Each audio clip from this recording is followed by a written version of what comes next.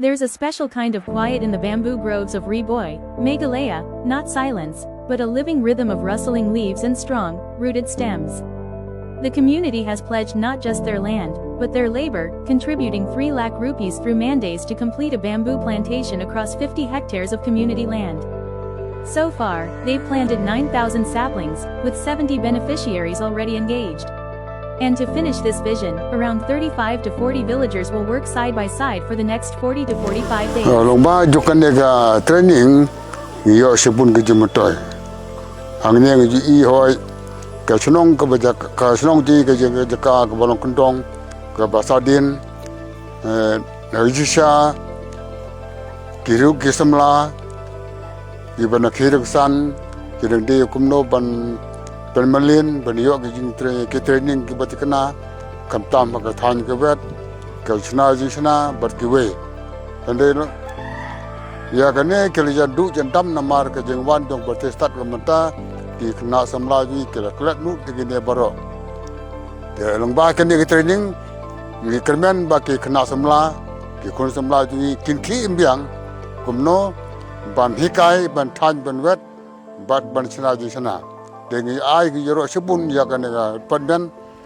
ke balaman ra ya kan ka kabu ke ban diwa je mentu habok senong kita ka tungi. The community knows the long-term value, ecological restoration, livelihoods, bamboo-based enterprises. They are not waiting for change, they are cultivating it with their own hands. As one elder said, the old must stand strong to protect the new. Together, Umtngam's people are ensuring Meghalaya's green heart will whisper its song for generations to come. Kepala Wanpoy national jengi de ka bangi kwa ka jing yo jirap kolong ka banginya ka jing motoy na ka niga jing tusi kolong bandai ke lehe ke nigi se ngila bu jing motoy khamtam khaliang kamai ke ji da ba ngila ban sna ki yeng kisem jengi ki balong kawen ki daw ba ki wa yo ki ba pengat ane ka thain Ri-Bhoi jengi jaga ka bosen kumjuru bangin la ban yo ban ki jing thain ki bobon jat ki bobon ki bre jengi ki nam ban thain ban wet ha ka ne ka thain jengi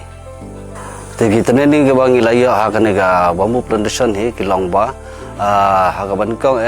bara ka basdang hi ka de bangi la yo ki ji kai ha ba ha ka nur kom bangin la bantung yo se agar kom ka babiang ka bitanan ke bisong kun kom juru ha ka no kom bangi la ban sumari o hatat adu bonda biang kerta ka ba ngila berpenun kami ki